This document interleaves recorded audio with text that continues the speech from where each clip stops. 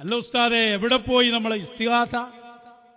ബുനിയാത്ത ഈ സിക്കന്ദരി തങ്ങൾ എടുത്തു പോയിട്ട് അജിസിനി എന്ന് പറഞ്ഞ ഇസ്തിഗാസ എവിടെ പോയി?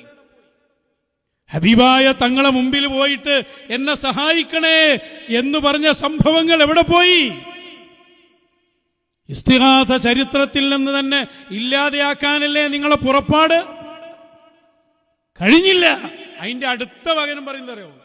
അള്ളാന്റെ റസൂലിന്റെ മുന്നിൽ പോയാൽ റസൂലുള്ളാന്റെ നേരെ മുന്നിട്ട് അള്ളാനോട് തേടണം.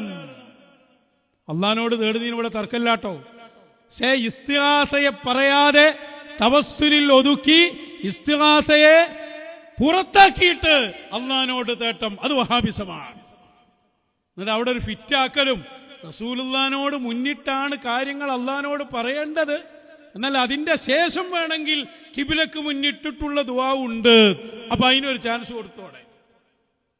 റസൂലുള്ളാനോട് മുന്നിട്ട് പറയുമ്പോ ബേക്ക് കിബിലന്റെ ഭാഗത്തേക്കാവും. ഇനി അവിടെ നിന്ന് കണ്ട് കിബിലക്ക് മുന്നിട്ട് എന്താവും?